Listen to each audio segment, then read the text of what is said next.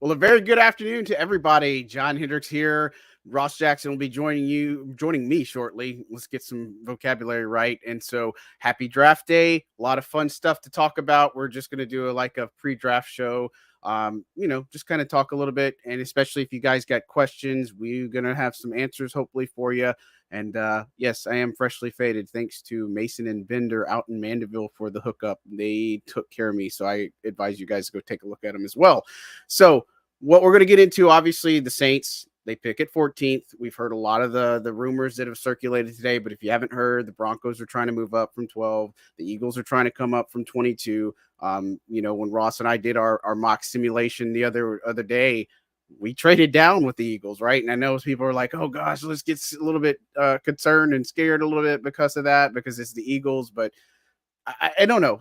This is the time where everything comes out in the sun. And I think pretty much anything you put out there is going to stick. You know what I'm saying? So it's like you can say the Saints are working the phones. Yeah, they've been working the phones for, about a day and a half ever since Mickey got off his press conference. They work at that in the afternoon. And so they're going to be talking to teams. And just so you know, the way Mickey kind of talked about it, and this is how it goes, is they're going to look at 10 teams up and 10 teams back and 10 positions, and you just kind of see what it's going to take, talk to GMs, and then the more familiar the GM is with the other GM, that's really going to really dictate some of the action. And so that's why, you look at Jacksonville, the Saints are a familiar partner with the Jaguars. That's why we like trading into the fourth round at 116, is because of that familiarity, and it makes a lot of sense. Good afternoon, Jerry. Appreciate you joining us and such, and appreciate everybody else. Again, Ross will be here momentarily. And again, if you have any questions, be sure to put them in the comments. We will get to them as much as possible. I'm going to get into my mock here shortly, but don't forget to like and subscribe. We've got all the funness coming. We're going to be at the draft facility here in a little bit. I'll be heading out that way. So a lot of good stuff, but we'll talk about my mock draft, right? So I put out, so we've done some on the video side. I put out mine only one, if you will, because I usually only just do one, guys. I think, and it's not that I diminish the process, but it's at this point, it's like if you throw it so many times at the wall and hoping something sticks, I don't think that's the purpose. The purpose of a mock draft, in my opinion, is A, it gives you some insight into the prospect. I think that's the top priority. And then B, it just gives you an insight of what the Saints could be thinking. I think when you get into the later rounds, it is kind of a crapshoot. But I mean, I've had some people that I've mocked in the past that have actually hit in the afternoon or the day 3 picks and stuff, and day 2s and stuff. I mean, it's just one of those that you just hone in. And I think when you look at the track record for the Saints, if they have a good RAS score, that's a positive. If they were at the Senior Bowl, that's another positive. And so that's kind of where it goes. But looking at what happened in my mock draft, so we'll start there. Again, Ross will be here soon enough. But I took Talise Fuaga. That's pretty much, it's Talicia Fuaga. But I took him, and I think that right tackle is the way to go, right? I think you don't overthink this, right? I don't think that there's something else that comes up magically. And Courtney's right there. I understand Brock Bowers. That's very interesting.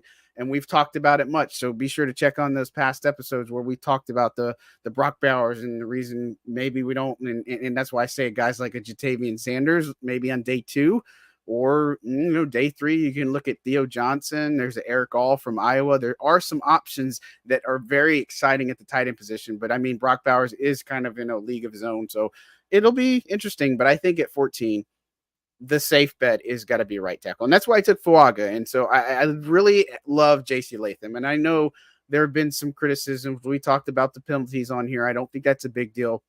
I think it's more of the effort is the question there, I think, from Latham. And look, I think, somebody was talking about it. If Nick Saban couldn't get the motivation out of him, I don't know if it's going to be any different in the NFL. I don't know. I mean, that's a question. And I think that's where you look at the scouting process and the vetting process. And those are answers that, the scouts are going to ask, or the teams are going to ask, coaches are going to ask. Is like, hey, we saw you gave up on a few plays. What's up with that? And those answers may affect your draft stock, and it, may tank you a little bit and hurt you a little bit. But I think Latham is a guy that I really like. I know that's kind of been my guy, but like I told Ross here in the last show, that the logical pick, the one that I think is actually going to happen, is Fuaga. And so I don't think anybody should be wrong or upset about that. True right tackle, I think that's where the need is. Again, if you didn't catch Mickey Loomis's, presser, and we've been talking about this for months, the team has not given up on Trevor Penning, right? The new offensive line coaching staff is very eager to work with Trevor Penning. And so that's the thing, is they're giving him the benefit of the doubt. And again, he's going to be their left tackle. So if you get a guy like Fautanu, do you move him over to the right side? What is the plan there? They're not moving Trevor inside. They're going to be putting him at left tackle. And so they think that he can adapt, that he can still be the player that they're hoping him to be. And so, again, I think that it remains to be seen, but that's what I liked about the true right tackle of Latham or Fuaga, and that's who it goes. And again, there's Fautanu out there. That's another one that's very interesting. I've seen mocked, and Fashion is the popular pick, but Fuaga is my guy tonight, and that's who I'm going to stick with on 14. Now, I told you guys to get your questions in. We're going to answer them. And so I'll take this one. Thank you, Cordell. It says, chances that the Saints shock us and trade down or draft a position other than offensive tackle. Look, here's what I'd say. First of all, the Saints are a team that never rule anything out. They always can do the impossible. What I'm saying is their shock and awe, if you will. And so I think when you look at it, there's no telling. But Mickey Loomis said that this team is 15-0 when it comes to trading up in the draft. And so that's something that should happen, right, at some point. And my thing is, I hope that they're not in a situation where they say, the worst case I feel like is that there's a run on offensive tackles here, and then the Saints get in a panic, and then they start trading away all these assets to get an offensive tackle, because I think that's the hard part, is that if you can wait. They said they feel good about their cloud of players that come in 14, they do all these mock simulations, all these different things. But the problem, if more offensive tackles go, and again, I saw Daniel Jeremiah's report that's saying that offensive tackle teams are looking, and I think the Saints obviously are going to be making calls because they're going to find out what's there. But I'd hate for them to only move up a few spots. And I wrote about this on Saints News, that I referenced a lot of the trades that have happened already from last year. And so I think the cost of them not having a third or fourth round really hurts them. And so you're going to have to dip into next year if you really want to move up, unless you're okay with parting with that second rounder. I just don't see it. I think 2 in the top 50, that's 2 players, presumably, that could one start for you, and then B, the second player could play a huge role for you. I think those are guys that you really need on this team. And, wide receiver is obviously a huge need, and defensive tackle is a huge need in my opinion. And I think it's offensive line.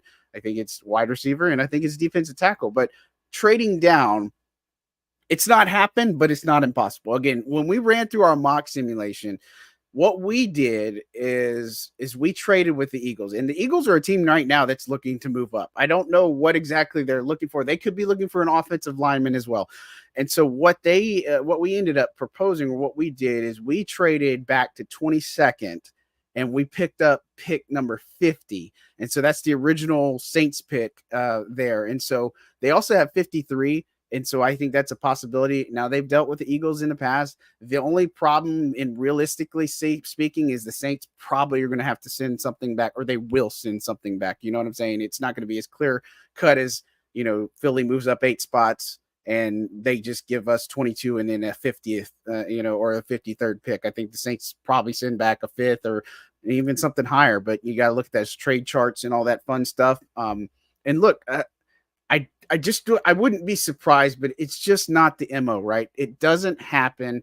It's not a common thing, but never rule it out. But I think the Eagles are a team to watch. You just got to look, because these teams are going to heat up the phone. It's going to go until the person or the Bears are on the clock, right? The GMs are going to talk to each other. They're going to try to figure out this draft board situation. The Saints are going to make calls. You're going to hear all of that today.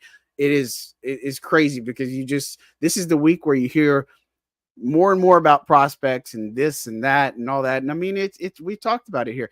It's just people leaking information to help their clients or their prospects, you know what I'm saying? Or whatever the case may be. I mean, that's just how it goes. So hopefully that answers your question. I doubt it in all fairness. And then as far as drafting another position other than offensive tackle, look, it depends on what happens on the board too. I think that's obviously another thing, is that, in our simulation, that Johnny Newton is who we took at 22. And I feel good about that. And Ross Jackson is joining me, and we can kick. What is happening, Ross? I'm here. You are here, and it's okay. I was sweating bullets. I was like, oh, no, I'm just kidding. Everything's good. I was answering a question. We're in the middle of talking about this possibility about the Saints shocking us, trading down and drafting a position other than offensive tackle. So happy draft day, first of all, foremost, to Ross Jackson. But what are your thoughts about trading down? I was talking about Philly wanting to move up. Denver is at 12. They're trying to move up. There's all these teams that want to move up. I mean, shoot, the Saints would like to move up, and I want to. I want $1 million, but that doesn't mean I'm going to get it. Yeah, I think that the idea of like moving up could be something that they look at. I think the idea of trading down, I really like trading down in the second round. I'm actually working on getting my mock draft out, my final mock draft out for today. And that's one that I don't think is too far away from possibility at all for this team, is the opportunity to be able to move back there. I don't know if you're going to be able to move back at 14, though, if you really want to get one of those offensive tackles. We got lucky, when we did ours. I mean, we didn't go offensive tackle. We went to tackle, and then we wrapped ourselves back around. But it does sound like it's going to be really active, like post pick 8 or so in this draft. It's something to get really active in terms of trades. So I don't know that it would be super surprising to see the Saints end up trading up to make sure that they go and get their guy. Yeah, look, we're not as crazy as we think. You know what I'm saying? We literally played out the scenario of trading with Philly, and we're like, this probably isn't going to happen. But now it's like, I think it could be a distinct possibility. And, we're talking about Austin Powers, Jackson Powers Johnson. Golly, that's where my head's at today. Jackson Powers Johnson on the interior, because James Hurst retired. Obviously, this is something that he thought about last offseason. And then, shout out to James, because he's an amazing guy in the locker room. First of all. So wish him well. He's going to have such a good media career. Yeah, I think so. He could do whatever he wanted. He did say, he was telling Football, those guys over there, he was telling them that, he's pursuing his MBA and all those other things. And, he just wants to see what he is. They joked about opening a PJ's coffee shop in where he's at. And he's like, it could be a possibility. You never know. James Hurst, the barista, that would be pretty funny. But, he's definitely a guy that it's unfortunate, because he's a plug and play player. You could put him at left tackle. You could put him at left guard. But now you're kind of one of those things where this might move up a need to get an interior offensive lineman. Here's what I would ask you. Is 14 and 45 both on offensive linemen stupid? Could you see that instead of going for a wide receiver at 45? Yeah, definitely. No, I definitely think that it could be. I mean, you could go, let's say, like if you're fortunate enough and you get there at 14 and Talisa Fuaga's on the board, and you take him, and then you wrap around to 45, and then we could say that maybe like if you have a falling Jackson Powers Johnson like we had in our mock, or you have a Frazier out of West Virginia, he's another guy that can move around on the interior and all that could end up adding some really good production for you. A Cooper Beebe could end up being a guy that's into that spot too at 45. Like any of those guys could make a ton of sense for New Orleans to potentially go out and grab. To make sure that they shore up their offensive line. You can grab, a guy like Kieran Amagaji as well out of Yale, who could, 6'5", can play outside at the tackle spot, but can also move inside to guard, and probably will move inside to guard. at the next level. So they're absolutely there at both 14 and 45 to potentially get that done if they wanted to. Here's a question I have for you, and there's some other questions I want to get to, but here's the thing. This is a very rich class in offensive linemen. What is the drop off between somebody like a Fautanu, Fautanu, and Fuaga to maybe a guy you get in the second or third round? Like, what do you see as a major drop off? And because we've even gone into the fifth round and gotten guys like Javon Foster, and I'd feel good about Javon Foster playing on this offensive line personally. Oh, but, yeah. And that is one of my mock picks. But what is the big drop off between a guy in the first round, like those three Fs, and then maybe second round where you're looking at the other ones? Yeah. I think it's about development, right? It's about the guys that are ready to step out on the field right now. And then the guys that are in the second round might need training camp to figure it out. The guys that are in that fifth, sixth round might be guys that, can need to develop over time a little bit longer and things like that. And so that to me is kind of the biggest thing. You've got a lot of really, really good offensive tackle talent in this class, whether you're drafting at 14, 45, 150, like we've done, like all that, you're going to be able to find all those guys. But the biggest thing is who's ready to go week one. And the guys that are ready to go week one are the guys you can get at 14.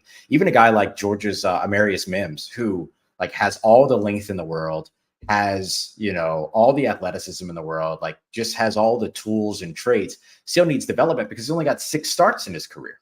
Right. He's played a lot of games, but he's only got 6 starts in his career. So I think that's the big thing that is kind of the drop off between your, Fautanu and, Latham and your guys like Tyler Guyton and Graham Barton and Amarius Mims. Is just who's going to be ready to step on the field week one versus who's going to be ready to step on the field day one versus who's going to be ready to step on the field week one. Those are 2 different conversations. Yeah, I agree. I mean, it remains to be seen because the way they look at, you got guys like Landon Young who've been on the roster, and I know I've been talking about him, but he's been in this offense, he's been on this team, and it's for a reason. He's started at some point. So I'm not saying that's the plan, but I'm just saying that if they could afford to go with a different position and or address it later, if they can't get the guys that they want at 14, I don't think all is lost. That's the main thing. Yeah, 100%. Like if you're sitting there at 150 and you still haven't been able to address offensive tackle, are you going to get an offensive tackle that's new to your system and new to the NFL that's better than Landon Young that's been in your system for years? You know what I mean? Yeah. Like those are the types of things. You then go from comparing draft prospects to comparing draft prospects and the players that are already on your roster. Yeah, absolutely. Yep, absolutely. Justin, he asked, happy draft day, main thing. And thanks for the question. Thoughts on Penix, and do you think he's in their cloud at 14? No. This one keeps coming up. This one is a big one. And we passed on him at 45. Look, here's the thing. What is the knock on Michael Penix, I guess, is the main thing. And just the short answer is the Saints aren't going to have 6 quarterbacks. I just don't. This isn't the year you take on a quarterback. I understand the question, but it's not the year they take the quarterback. But do you think is the big disparity against Michael Penix right now?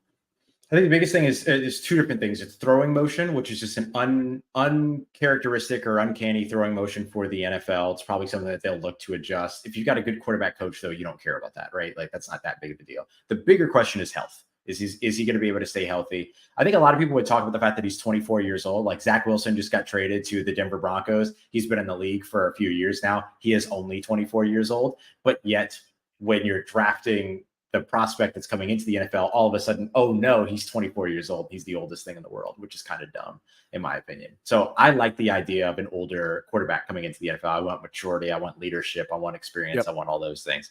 So I don't really think that age is as much of a factor as the public makes age out to be a factor or as media makes age out to be a factor. I think when it comes to Penix, the biggest things are throwing motion and can it translate to the league, and then health are the 2 big things. Yeah, you got quarterbacks playing till 38 and 40. Right. Yeah, who cares? I'm not saying he would, but nobody cares. That's like still 14 years. Courtney likes Jordan Travis later in the rounds. Me too.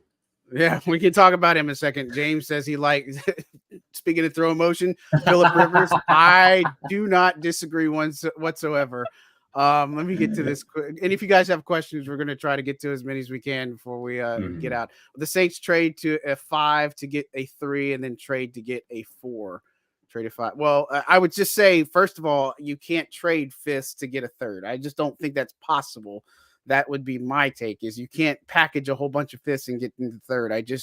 You'd have to give up something for next year too. I just don't see that as a possibility. Now, in our simulation, when we got into fourth, which again, I really like the concept of trading with Jacksonville and getting 116 or 114 from them on it as in the fourth round.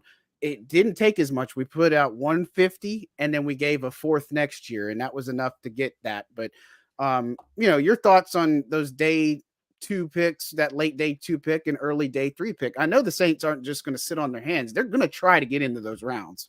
Oh yeah, for sure. It's going to come down to who's on the board, right? Because like that selection of players in the fourth round is really weak for most years. That there's kind of a drop off post 100, and then the value kind of creeps back up around where the Saints would be getting back on the clock at 150 or so. And so there's sort of this 50 pick disparity getting out of the top 100 with a couple of exceptions.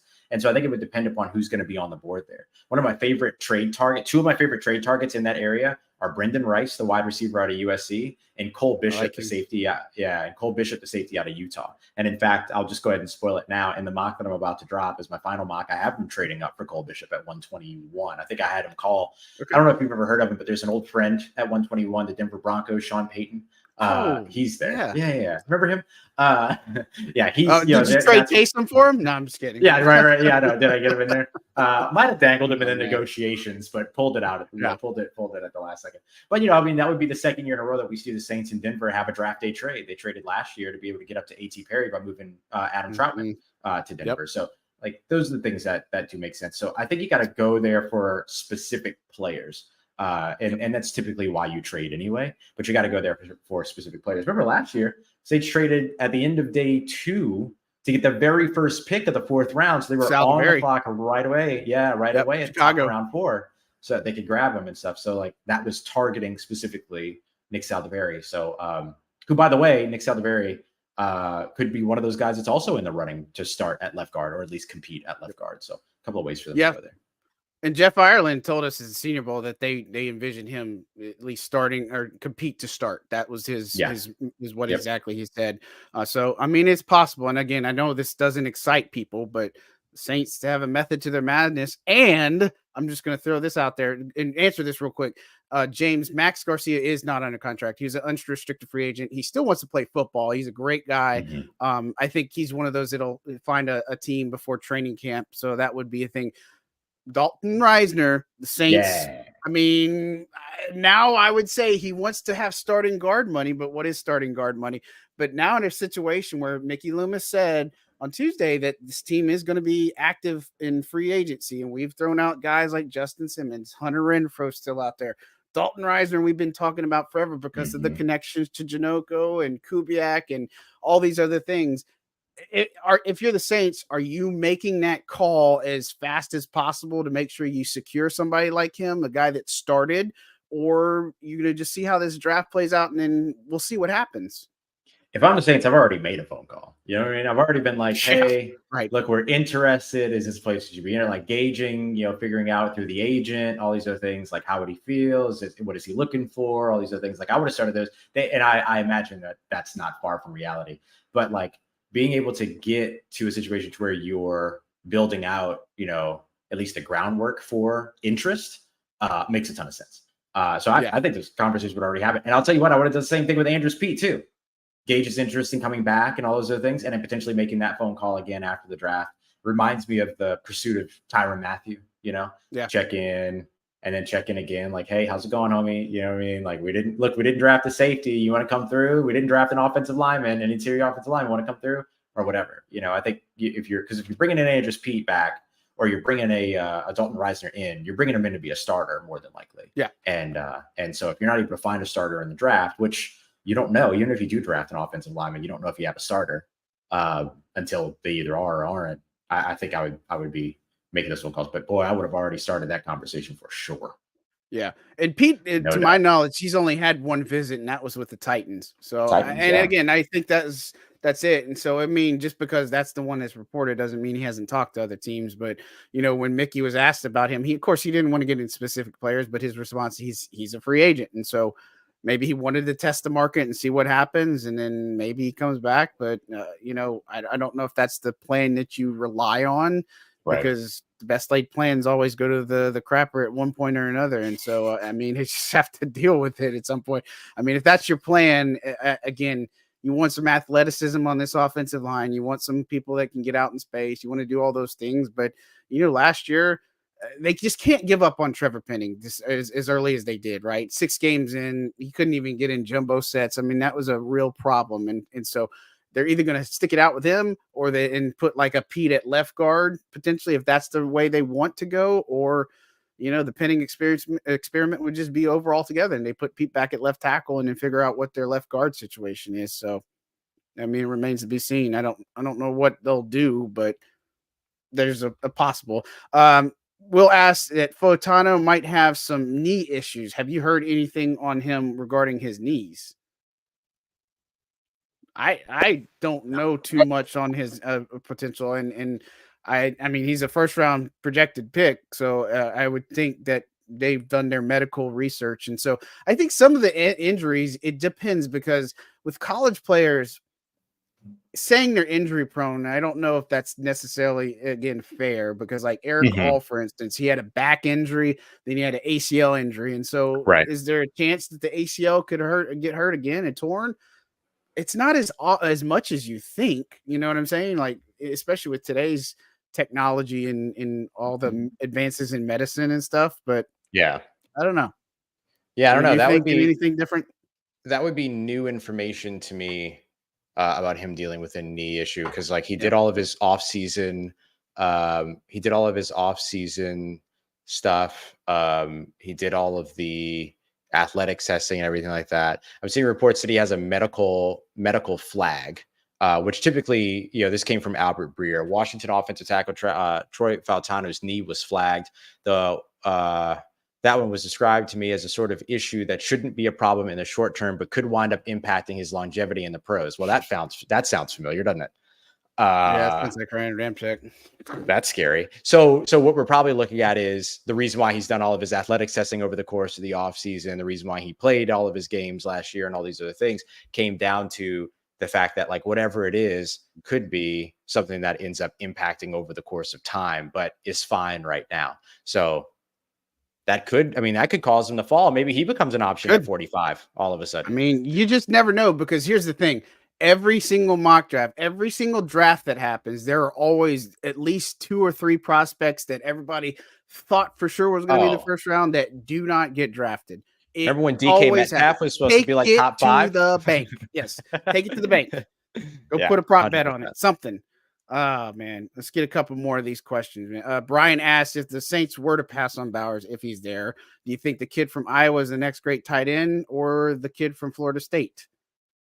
So that'd be Eric. I like Eric, and that'd be and I like Jaheim Bell, the tight end out of Florida State. I don't think that either are the next great tight end, though. Although I will say this, and Mike Triplett and I were joking about this in the media room after Mickey's press conference, that Iowa always puts out really, really good tight ends, but they, like, those tight ends at Iowa, like, while they're at Iowa, don't have like a massive amount of production or anything like that. So who knows? Like, Eric All could surprise. But I I think there's other guys out there. Like, I mean, Jatavian Sanders is obviously one of our favorites here on the show. Theo Johnson out of Penn State, like, one of our favorites here on the show. And so I think that there's other good tight ends that can translate to the game. I think they'll take a little bit longer to translate to the game, because the thing that's fun about Brock Bowers is that, like, I don't think you're going to draft Brock Bowers and say, hey, come here and learn how to block. You know what I'm saying? Yeah. Like, you're drafting Brock Bowers and you're saying, basically, go and be Kyle Pitts, go and play wide receiver. Now, it's not going to impact your win-loss margin at all. But I do think that there's a way for them to figure all that out. That's why we weren't too high on like a Tip Reman. We had seen that a lot, and it's like, he's more of a blocker. And the Saints have the blocking ability. They have Foster. That's who they got. And so I don't foresee that at all. But you can grab one of those guys that's like a solid blocker, but has untapped pass catching potential, but do that in the 6th round. Yeah. And look, case in point, one of the guys I really love pre-draft process was Isaiah Likely. I mean, he was somebody that really flourished. And so Mark Andrews was the guy in Baltimore, but once he went down, Likely is a guy, and I even stashed him up on my dynasty roster. That's how much I loved Isaiah Likely. But, it's not always a thing that a first round guy is your best one. You're ready for Theo Johnson? Hey, I mean, you never know. Paula asks, not draft related, but the Saints have already let Michael Thomas go. Does it mean no other team wants him since he hasn't been signed yet? So no, that doesn't necessarily mean that, but thank you also for the question. But with Mike, I think he's still got to be healthy, right now. And I think there are teams, I've seen various things out there about other teams pursuing him or interested in him. But I think he's just one of those guys, again, that he's going to have to wait in the process, and he's going to have to make sure he's 100%, right? I mean, he can't go into it, but I've seen the Chargers, but I don't see anything that has been substantial that he's going to. Yeah. That's and I think the Chargers might even, they've been dealing with they dealt with so many issues with Mike Williams and all that injury wise and stuff like that like, they're going to go and grab another guy that hasn't been able to be able to finish a season and all those other things. Like, it's tough. Like, I think if you get the best out of what Michael Thomas has to offer, you're still getting an absolute baller. Like, you're still getting a number one wide receiver. The question is, when is he going to be ready to be that guy again? And is he going to be able to are you going to be able to maintain him? Right. And keep it there. Cause that's not just the responsibility of the player. It's a responsibility of the organization too. Yeah. And I hope Mike does do something, but that would be a shame if he goes somewhere and it's the same thing. That would be tough. Calvin asks about Brevyn Spann-Ford, 6'7" out of Minnesota. What are your thoughts on him? I mean, I like the height, that's for sure. It's like, Jimmy Graham vibes, I guess. Yeah, exactly. Like, how what a role. Like, okay, think about this. You've got Juwan Johnson, you've got Foster Moreau, and then you've got Taysom Hill, who can contribute as a tight end. And I'm super excited to see what Clint Kubiak and this offensive staff are going to do with Taysom Hill, by the way. But you get a Brevyn Spann-Ford, who is this big body dude, box out and everything. We just talked about, you can get a guy that has untapped pass catching potential late in the draft. Here's one. And then roll him out there and whenever you're in the red zone or within the 10-yard line. And that's his role for his entire rookie season, is to go out there and catch, 8 passes and 4 touchdowns. Red zones? Yeah. Heck yeah, man. Absolutely. Yeah. Will ask, do they double up with tackles this weekend? We kind of talked about that. I don't know if it's double up on tackles. I think doubling up on offensive linemen wouldn't be a bad idea. But I do think that there is a legitimate need for a possession receiver. I think there's a legitimate need for somebody in the interior. But, when I did my mock, I got somebody late, but it's somebody that could potentially Levi Drake Rodriguez out of Texas A&M Commerce. Yeah. I mean, he's a guy that I think could be there. He could be undrafted, but in the 6th round, I mean, he's a guy that I really, really kind of like. And now I don't know if he's going to be a stout run defender like a Roach, but he's somebody that could get after the quarterback for sure. But there are some options there. I think day 3, I don't think it's one of those that as you get deeper that, there is going to be a drop off because you got your Johnny Newtons, your Byron Murphys, all these guys that are at the top. So there is going to be some drop off for sure. But again, given what the Saints need at that position for like a defensive interior, they don't need a 50, 60 snap guys. They play by a rotation and the guys only get 20, 25 snaps. So I don't think it's a big deal. Yeah. I think drafting 3 offensive linemen in this class wouldn't be too many.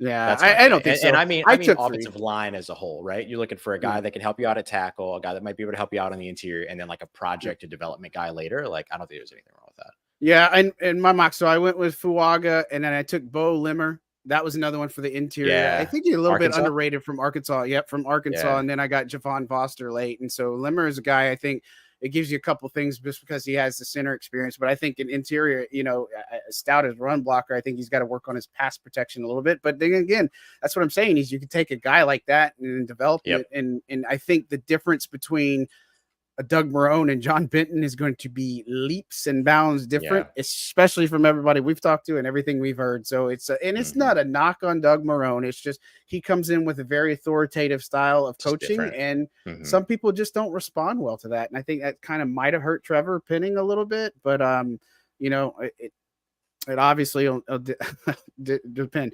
Is Devondre Sweat on the radar at all? I took him. He's on our mock. I mean, I think he's 32 teams.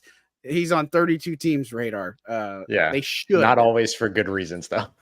Yeah, well, I know, but I think Devondre's an excellent choice at some point. He's going to go. I think probably I've seen him in the 4th, but I think probably can go maybe late day 2 at worst case. I took him at 45 just because I'm not going to wait. I think his RAS score sucked. I mean, he's not like going to test off the charts, but with the off the field thing, I don't think that's as bad as maybe some people make it out to be, but it is a thing. That's for sure. Yeah. I was surprised that Dane Brugler had him as his 10th defensive tackle with a 4th round grade. But I think control, like body weight control and all those other things are a big question mark for him for a lot of NFL teams, is what I've heard. Yep. If you got any more questions, be sure to drop them. We're going to hang out here for the next few minutes, and then we're going to go head over to the facility for all the fun stuff and settle in and all that. James brings up a good point. The pick the Falcons make might cue run on tackles potentially. I think some of them I've seen corner. I don't know what the Falcons are necessarily. What they do in your locked on draft? What did they do? Do you remember? One moment. I'm trying to remember what they did in the Fan Nation one too. I'm fairly certain that they went edge rusher and they went Dallas Turner. The edge rusher that's commonly attached to them though is Layatu Latu right now. Yeah. I mean, that it could well. I just don't know if I'm buying the hype that all these offensive tackles are going to just start magically going. Now, I think there is going to be a run on them, but the quarterbacks are still going to go, and I think that bodes well for the Saints. But I also think that people are taking a little bit of a leap in logic too, to where they're saying like, oh, there's going to be a bunch of trade ups, because all that you're really saying, like if you go and look at like Daniel Jeremiah and Albert Breer and all the others that are talking about trading up, trade ups for offensive tackles, they're just saying that in the first round you're going to see a lot of trade ups for offensive tackles. This doesn't necessarily mean early in the first round. That could be the guys at the end of the first round that people are trying to get up and go and grab before to get a 5th year option on them and all those other things. It could go either way. Now I know I believe Breer also talked about the Saints as a potential trade up candidate, but I mean, they're a potential trade-up candidate every year. This is what they do. They find a guy that they like, they trade up, they go and get them.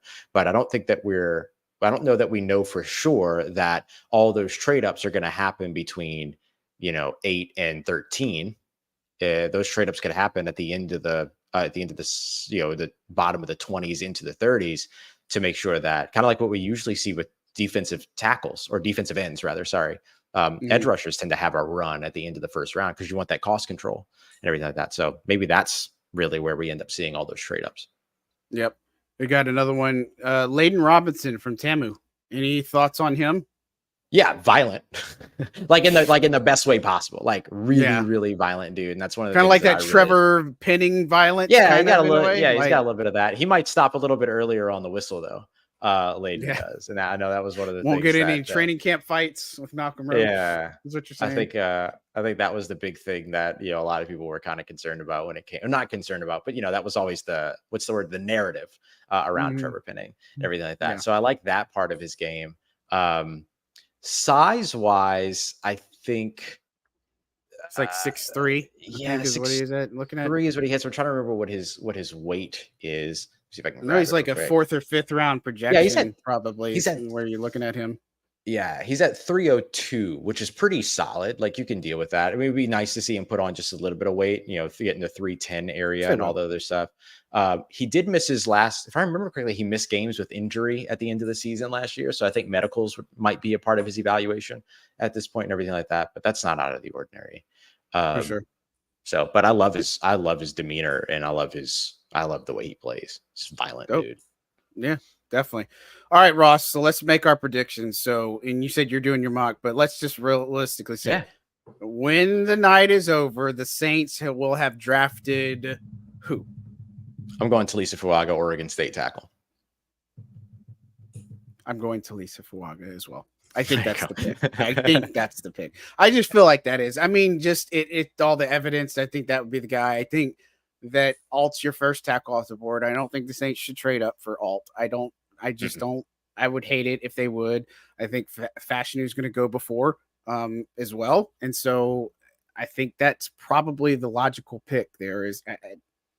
I don't think there's much else unless somebody throws in an absolute major curveball, but the Saints should just do that and be happy. Yeah. Oh, of course. But I think like four quarterbacks, 3 wide receivers. Byron Murphy, the defensive tackle out of Texas, is probably going top 10. You're probably going to see another edge rusher go top 10 at 9 or 8 or at 8 or 9. You might see, and then Joe Alt is one of those guys in the top 10 too. So then you've got 11, 12, 13 in front of you with Fuaga, Fautanu, Fautanu, and Latham all as options. And everything. So one of those guys should be there. One of those 4 should be there. So I'm not, I think it's going to be, I don't think that the Saints have to move. I wouldn't be surprised if they did. But I don't think the Saints have to move to get a guy. Yeah. So we're not thinking they'll trade up. We're thinking that they're going to stay put and do Fuaga. I think that's probably where we're looking at. I think if we're in agreement, I think that's I'm not ruling out a trade up though. Yeah, I wouldn't rule out a trade up, but I think that's the thing. And that's the worst part is if there are and they can't, they get, and I referenced it earlier, they get antsy and then they start trading stuff and then that just doesn't make sense. Like I think stick to your guns in this. I think you're going to be able to do it. Will asked if we ever been in the draft war room. No, we're not allowed to be, but the Saints do host us at their facility. They take care of us. So shout out to them. They work hard to make sure we're happy. And so I know that's a tall task. Blake Fisher, any thoughts on him? Blake Fisher. He's the other Notre Dame tackle, right? Yes, he's the other Notre Dame tackle. 6'5", 310.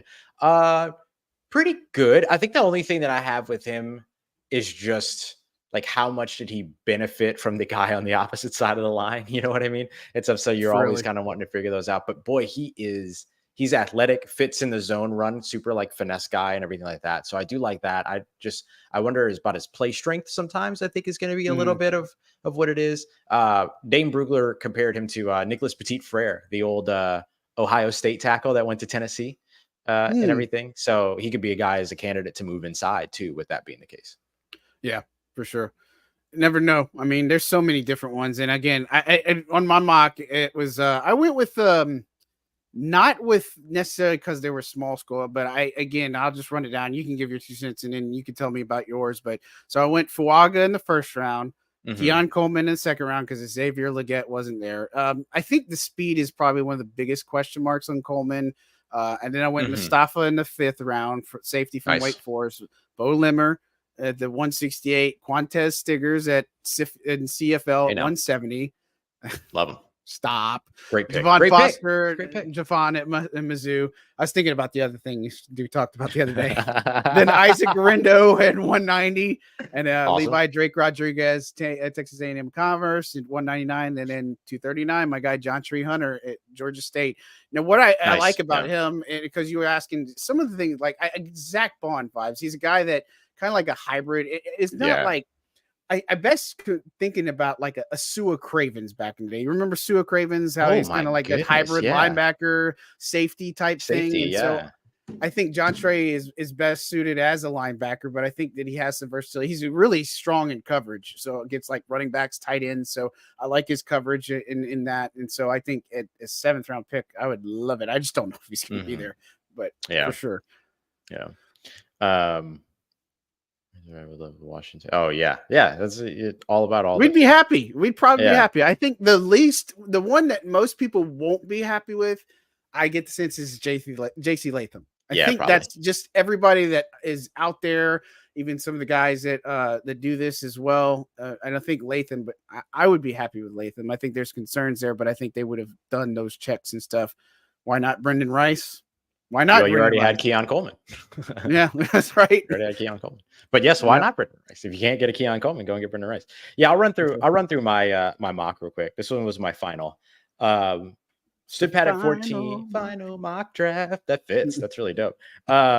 So at 14, Talisa Fuaga in the first round. Then I did the unthinkable and I traded down. Look, I think there's value to trade down in the second round. All right. I think there's value to do it. Down. No. I'm just saying. I think so too. No, I would agree. What did you trade? What is that thing? So I traded 45 and then to the Los Angeles Rams, and I got 52 and 99.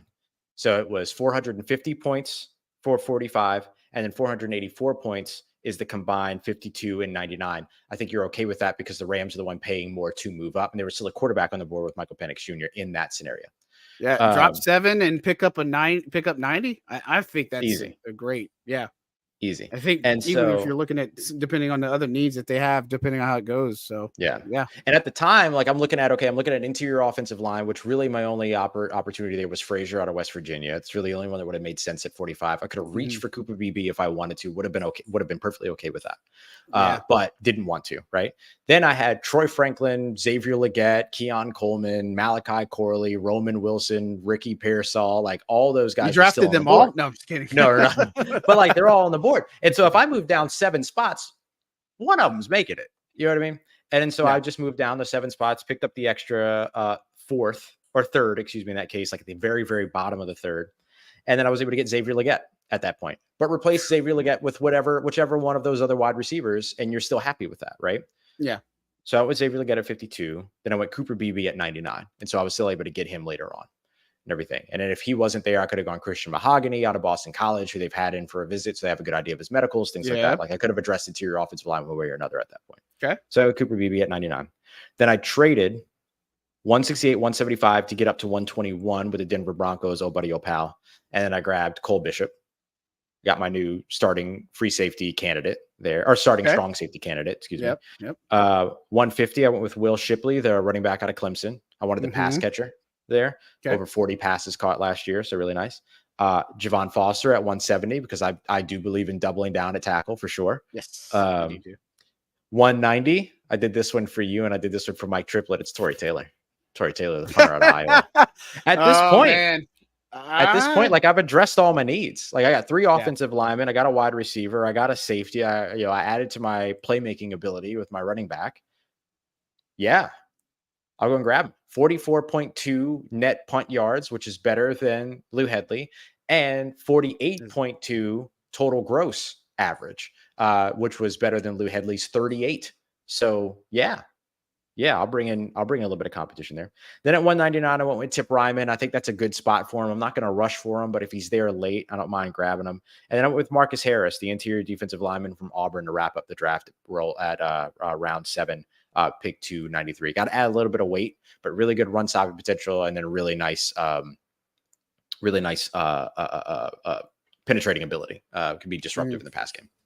For sure. Cool. I mean, I think either way, both of our mocks, I think all of our mocks, I think people would be happy. But again, the Saints, you just don't know. And look, here's the other part. I'd say some of the other FCS schools or HBCU, all that stuff, they have some good players in there. So like when I took Garindo, I gave some love to Jarvion Howard.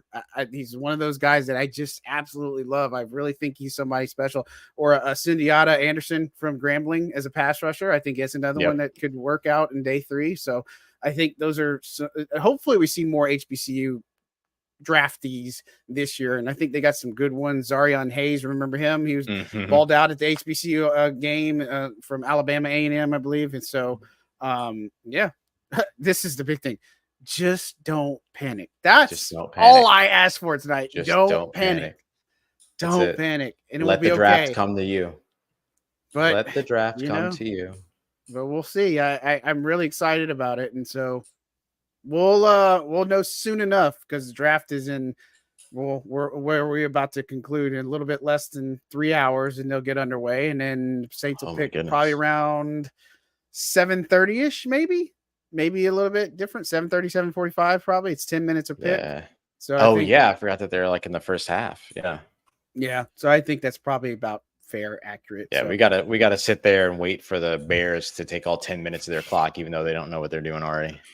Well, reason why they do a lot of that too is because of the commercial crap. I mean, that's really like the teams will have the pick and they're like, TV time. Wait, TV timeout. Yes, tonight is at 7. Tomorrow's at 6 Central Time. That is for those who aren't in New Orleans or in that Central Time frame. And so, 6 tonight, 7 o'clock on Friday, and then 11 o'clock on Saturday. 11, yeah. So it'll be a fun 3 days. We will be over at the facility on Metairie and such. Any parting shots, thoughts, remarks before we get out of here, Ross? Parting shots. Yeah. J. Cole just should have never even entered the Coliseum with Kendrick. That's my parting shot. No, man, I'm excited for this year's draft. And I think the one thing that I will say is that if you see the New Orleans Saints draft a cornerback early, that's a real don't panic moment. Like the Saints have got to be ready for post Marshawn Lattimore days, whether they're here sooner. I doubt that they're here soon, but you got to be ready no matter what in the next 4 years. And then Paulson Debo's in a contract year. And so even if you see the Saints go cornerback early, like it's not specifically indicative of anything happening with the impending departure of Marshawn Lattimore, but you got to build your team and you got to be ready. Some point.